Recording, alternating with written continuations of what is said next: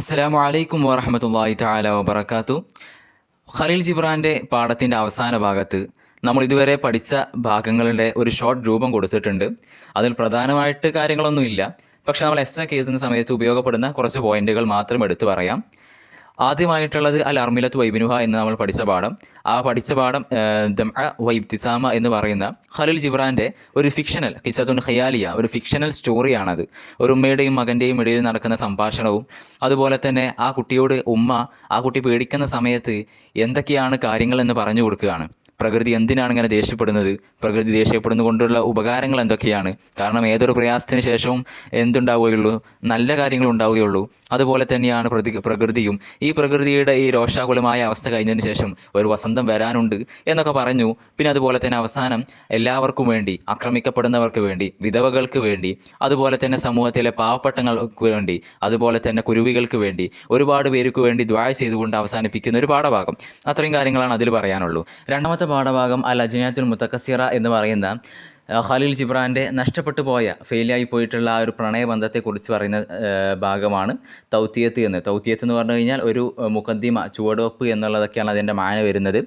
ഏതായാലും ഇന്ത്യയിലുള്ള ഏകദേശം എല്ലാ യൂണിവേഴ്സിറ്റികളിലും അതുപോലെ തന്നെ ഇതിൻ്റെ ഭാഗികമായിട്ടോ അല്ലെങ്കിൽ പൂർണ്ണമായിട്ടോ സിലബസിലുള്ള ഭാഗമാണ് ഈ അജ്നിയത്തുൽ മുതക്കസ്സിറ എന്ന് പറയുന്ന ഗ്രന്ഥം.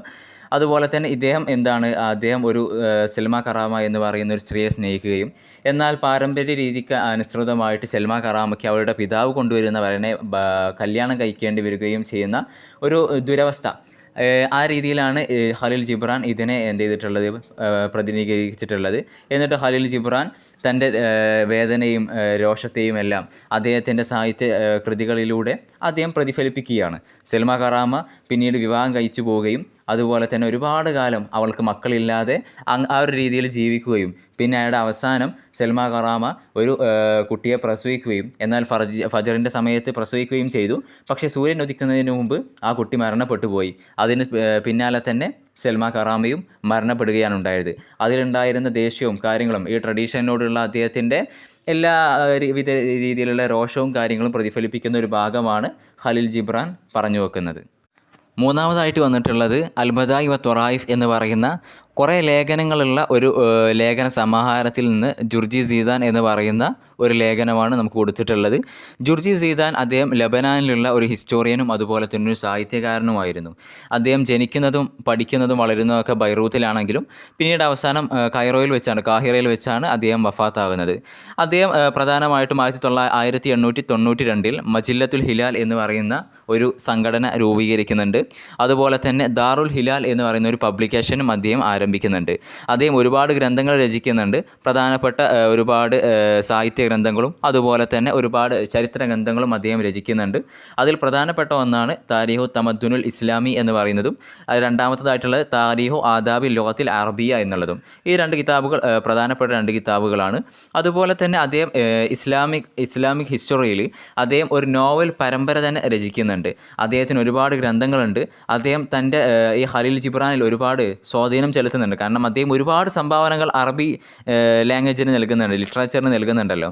അപ്പോൾ അദ്ദേഹത്തിനുള്ളൊരു ബഹുമാനം എന്ന നിലക്ക് ഖലീൽ ജിബ്രാൻ അദ്ദേഹത്തിന് വേണ്ടി അദ്ദേഹത്തെക്കുറിച്ച് എഴുതിയ ഒരു ഭാഗമാണ് ഈ ജുർജി സീദാൻ എന്നുള്ള പാഠഭാഗം. നാലാമതായി ഭാഗത്തിൽ കൊടുത്തിട്ടുള്ളത് നമ്മൾ നേരത്തെ പറഞ്ഞ അൽബദായി വ ത്വറായിഫ് എന്നുള്ള ലേഖന സമാഹാരത്തിൽ നിന്നുള്ള ഇബ്നു ഫാരിൽ എന്ന് പറയുന്ന ഒരു ലേഖനമാണ് നമുക്ക് കൊടുത്തിട്ടുള്ളത്. ഇബ്നു ഫാരിൽ എന്ന് പറയുന്നത് ഒരു ഷായറായിരുന്നു, ഒരു കവിയായിരുന്നു. വളരെ സൂഫി ആയിട്ടുള്ള ഒരു കവിയായിരുന്നു. അദ്ദേഹത്തിൻ്റെ യഥാർത്ഥ പേര് ഉമർ ഇബ്നു അലി എന്നായിരുന്നു. അദ്ദേഹം ഒരുപാട് മേഖലയിൽ തിളങ്ങിയിട്ടുണ്ട്. പ്രധാനമായിട്ടും അദ്ദേഹത്തിൻ്റെ ചിന്തകൾ, അദ്ദേഹത്തിൻ്റെ ഫിലോസഫികൾ, അദ്ദേഹത്തിൻ്റെ ഫന്നുകൾ ഇതൊക്കെ വളരെയധികം പ്രസിദ്ധമാണ്. അദ്ദേഹം ഇസ്ലാമിലെ പ്രധാനപ്പെട്ട ചിന്തകന്മാരിൽ ഒരു ചിന്തകനും അതുപോലെ തന്നെ സൂഫികളിൽപ്പെട്ട ഒരു സൂഫിയുമാണ്. ഒരുപാട് ആരാധകരുമായിട്ട് ജീവിച്ച ഒരു വ്യക്തിയായിരുന്നു അദ്ദേഹം ഒരുപാട് ഗ്രന്ഥങ്ങളൊക്കെ എഴുതിയിട്ടുണ്ട്. അദ്ദേഹം മിസ്റുകാരനായിരുന്നു. അദ്ദേഹത്തിൻ്റെ ദീവാനുകളിൽപ്പെട്ട ഒരു ദീവാനാണ് തായിയത്തുൽ കുബ്ര എന്ന് പറയുന്ന ഒരു ദീവാനുണ്ട്. അദ്ദേഹത്തിന് അത് വളരെ പോപ്പുലറായിട്ടുള്ള ഫേമസ് ആയിട്ടുള്ള ദീവാനാണ്. അത് പിന്നീട് അറിയപ്പെട്ടത് നദ്മു സുലൂക്ക് എന്നുള്ള പേരിലാണെന്ന് മാത്രം. പിന്നെ അതേപോലെ തന്നെ ആ ദീവാനിൽ അദ്ദേഹത്തിൻ്റെ ഒരു മദ്ഹബ്, ആ സൂഫി മദ്ഹബിന് അദ്ദേഹം വ്യക്തമാക്കുന്നുണ്ട്. പിന്നെ അദ്ദേഹത്തിൻ്റെ വളരെ പോപ്പുലറായിട്ടുള്ള മറ്റൊരു കൃതിയാണ് മീമിയ മീമിയ എന്ന് പറയുന്നത്. അതിൽ അദ്ദേഹം മഅരിഫത്തുൽ ഇലാഹിയ അഥവാ ദൈവികമായിട്ടുള്ള ഒരു മത്ത്, അതിൻ്റെ ആ ഒരു സ്മരണ എങ്ങനെയാണ്, ആ ഒരു സൂഫി ആത്മീയ ചിന്തകളാണ് അദ്ദേഹം മീമിയ എന്നുള്ള അദ്ദേഹത്തിൻ്റെ കൃതിയിൽ ഉൾപ്പെടുത്തിയിട്ടുള്ളത്. അവസാനമായിട്ട് പാഠത്തിൻ്റെ അവസാനത്തിൽ ഒരു ഖുലാസ കൂടെ കൊടുത്തിട്ടുണ്ട്. ഇതൊന്നും വായിച്ച് കഷ്ടപ്പെടേണ്ട ആവശ്യമൊന്നുമില്ല. നമ്മളിതുവരെ പറഞ്ഞ കാര്യങ്ങൾ തന്നെയാണ് പറയുന്നത്. പ്രധാനപ്പെട്ട 1-2 കാര്യങ്ങൾ ഇതിൽ പറയുന്നത്. ഒന്നാമത്തെ കഥയിൽ, അതായത് അൽ അർമിലത്തു വൈബിനുഹ എന്നുള്ളതിൽ പ്രധാന വിഷയങ്ങളായിട്ട് പറയുന്നത് ഒന്ന് പ്രകൃതിയുടെ ശക്തിയും അതുപോലെ തന്നെ മനുഷ്യൻ്റെ ദൗർബല്യവും, അതുപോലെ തന്നെ ഷഫഖത്ത്, റഹ്മത്ത്, അതുപോലെ തന്നെ പാവങ്ങൾക്ക് വേണ്ടിയിട്ടുള്ള ദുആ, അതുപോലെ തന്നെ സ്നേഹം, സൗന്ദര്യം, ആ ഒരു രീതിയാണ് അവിടെ കൊണ്ടുവന്നിട്ടുള്ളത്. അതുപോലെ തന്നെ ഖലീൽ ജിബ്രാൻ വളരെ നല്ല രീതിയിൽ വളരെ ഒരു ഫീലിങ്സോട് കൂടിയാണ് ഇത് എഴുതിയിട്ടുള്ളത്. രണ്ടാമത്തെ കഥയിൽ അദ്ദേഹം ദീനിലും അതുപോലെ തന്നെ രാഷ്ട്രീയത്തിലും സമൂഹത്തിലൊക്കെ ഉള്ള ഒരു ഫ്യൂഡലിക് വ്യവസ്ഥയുണ്ടല്ലോ, ട്രഡീഷൻ, ഇങ്ങനെ ചെയ്യാൻ പാടുള്ളൂ, ഇങ്ങനെയുള്ളൂ, അത് മറ്റതിനെതിരായിട്ട് ചെയ്യാൻ പാടില്ല, ആ ഒരു രീതിയിലുള്ള കാര്യങ്ങളോട് അദ്ദേഹം എതിരായിട്ട് പ്രവർത്തിക്കുകയാണ്. അതുപോലെ തന്നെ ജനങ്ങളുടെ അവസ്ഥയും അതേപോലെ തന്നെ ജനങ്ങളുടെ ബുദ്ധിമുട്ടുകളൊക്കെ അദ്ദേഹത്തിൻ്റെ അധിക ഗ്രന്ഥങ്ങളിലും അദ്ദേഹം പ്രതിപാദിക്കുന്നുണ്ട്.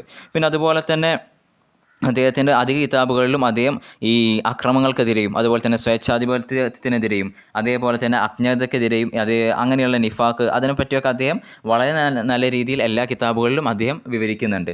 അതുപോലെ തന്നെ ഖലീൽ ജിബ്രാൻ്റെ എഴുത്തിൻ്റെ ഒരു പ്രത്യേകത എന്ന് പറയുന്നത് അദ്ദേഹം ഒരു കഥ മോഡലാണ് എല്ലാ സംഭവങ്ങളും എഴുതി വെച്ചിട്ടുള്ളത്.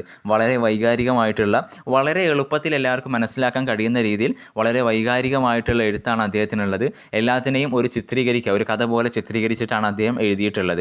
അതുപോലെ തന്നെ അദ്ദേഹം ഫൽസഫയിൽ വളരെയധികം വിശ്വസിക്കുന്ന ഒരാളായിരുന്നു. ഫൽസഫയുടെ 2 ടേംസ് ഉണ്ട്, വഹദത്തുൽ വുജൂദും അതുപോലെ തന്നെ ഇസ്തിൻസാഖ്. വഹദത്തുൽ വുജൂദ് എന്ന് പറഞ്ഞു കഴിഞ്ഞാൽ ഏക ഉന്മ, അള്ളാഹു സുബ്ഹാനഹു തആലയുടെ ഏക ഉന്മ, അതാണ് വഹദത്തുൽ വുജൂദ് എന്ന് പറയുന്നത്. അതുപോലെ തന്നെ ഇസ്തിൻസാഖ് എന്ന് പറയുന്നത് ഒരു എത്തിക്കൽ ക്ലോണിങ് എന്നാണ് അതിന് പറയുക. ഈ 2 ടെർമിനോളജികൾ അദ്ദേഹം വളരെയധികം വിശ്വസിക്കുന്ന ഒരാളാണ്. അതുപോലെ തന്നെ അദ്ദേഹത്തിൻ്റെ വിശ്വാസത്തിൽ എല്ലാ നഫ്സുകളും എല്ലാ ആത്മാവുകളും അത് ദൈവത്തിൽ ചെന്നാണ് അവസാനിക്കുക എന്ന് പറയുന്ന ആ ഒരു സിദ്ധാന്തത്തെ പിന്തുടരുന്ന ഒരാളാണ്, ആ ഒരു ഫൽസഫയുടെ സിദ്ധാന്തത്തെ പിന്തുടരുന്ന ഒരാളാണ് ഖലീൽ ജിബ്രാൻ. അൽഹംദുലില്ലാ. അപ്പോൾ ഈ ഖലീൽ ജിബ്രാൻ്റെ ഭാഗം നാം തീർന്നിട്ടുണ്ട്. ഇതിൽ നിന്ന് പ്രധാനപ്പെട്ടതായി ക്വസ്റ്റ്യൻ വരാറുള്ളത് ഒന്ന് ഖലീൽ ജിബ്രാനെ കുറിച്ച് എസ്സേ എഴുതാനാണ്.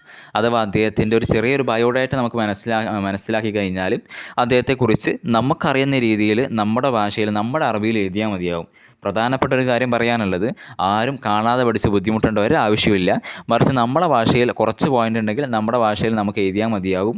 നമ്മൾ പ്രധാനപ്പെട്ട പോയിൻ്റുകളൊക്കെ ഒന്ന് അണ്ടർലൈൻ ചെയ്ത് വെക്കുക. അതേപോലെ തന്നെ തുടക്കത്തിലും നല്ല നല്ല പോയിൻ്റുകൾ കൊണ്ടുവരാൻ ശ്രദ്ധിക്കുക. നടുവിലും ഇപ്പോൾ 20 മാർക്കിൻ്റെ ക്വസ്റ്റ്യൻസാണ് അധികം ഉണ്ടാവാറുള്ളത്. അപ്പോൾ നടുഭാഗത്തൊക്കെ നമുക്ക് അറിയുന്ന രീതിയിൽ നമ്മളെ ഭാഷയിൽ കുറേ പോയിൻ്റ് ഉണ്ടാവണമെന്ന് ഒരാവശ്യമില്ല. അവരത് വായിച്ചു നോക്കുക എന്ന് തന്നെ അറിയില്ല. അപ്പോൾ നമ്മുടേതായ രീതിയിൽ എഴുതി കൊടുത്താൽ മതിയാകും. വലിയ ടെൻഷനും കാര്യങ്ങളൊന്നുമില്ല. സിമ്പിളായിട്ടുള്ള എക്സാമാണ്. പിന്നെ അതുപോലെ തന്നെ ഇതിൽ നിന്ന് വേറെ രീതിയിൽ ക്വസ്റ്റ്യൻ വരാറുള്ളത്, നമ്മൾ 4 നസ്സുകൾ വായിച്ചല്ലോ, ഈ 4 ഭാഗത്ത് നിന്ന് ഏതെങ്കിലും ഒന്നിൽ, അത് മുഴുവൻ കൊടുക്കില്ല, ഏതെങ്കിലും ഒന്നിലെ കുറച്ച് ഭാഗം ഒരു പാരഗ്രാഫ് കൊടുത്തുകൊണ്ട് അതിൽ നിന്നുള്ള ക്വസ്റ്റ്യൻസ് ഉണ്ടാവാറുണ്ട്. അപ്പോൾ പ്രധാനമായിട്ടും കഴിഞ്ഞ ക്വസ്റ്റ്യൻ പേപ്പറിലൊക്കെ ഉള്ളത് ഈ സ്ക്രീനിൽ കാണുന്നത് പോലെ വക്കാന ഫി മൻസിലിൻ മുൻഫരിദീൻ എന്ന് പറയുന്ന ഒരു ഭാഗം ഉണ്ടല്ലോ, ആ അൽ അർമിലത്തു വൈബിനുഹ എന്നുള്ള 1-ാം നസ്സിൽ നിന്നുള്ള ആ ഒരു പാരഗ്രാഫാണ്. ആ പാരഗ്രാഫോ അല്ലെങ്കിൽ ഖദ് തഹററ ദാലിക്കൽ വീദാനു നബീലു എന്ന് പറയുന്ന സീദാനെക്കുറിച്ചുള്ള ജുർജി സീദാനെക്കുറിച്ചുള്ള ആ പാഠഭാഗത്തിൽ നിന്നുള്ളൊരു പാരഗ്രാഫാണ് ഖദ് തഹററ ദാലിക്കൽ വീദാനു നബീലു എന്ന് പറയുന്ന ആ പാരഗ്രാഫ്. ആ പാരഗ്രാഫോ അല്ലെങ്കിൽ പിന്നെ നഅം യാ വഹീദി ഫവാലിദുക നാദിറുൻ എന്ന് പറയുന്ന നമ്മുടെ അർമിലത്തു വൈബിനുഹ എന്നുള്ള 1-ാം ടെക്സ്റ്റിൽ നിന്നുള്ള ഭാഗം തന്നെയാണ് ആ ഭാഗം.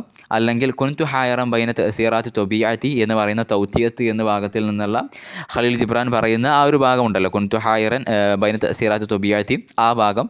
അല്ലെങ്കിൽ ഹാദാ ഹുവ സീദാൻ ഫിക്റത്തുൻ മുതമസ്സിഹത്തുൻ എന്ന് പറയുന്ന ആ ഒരു ഭാഗം, അത് നമ്മുടെ സീദാൻ്റെ പാഠത്തിൽ നിന്നുള്ളത് തന്നെയാണ്.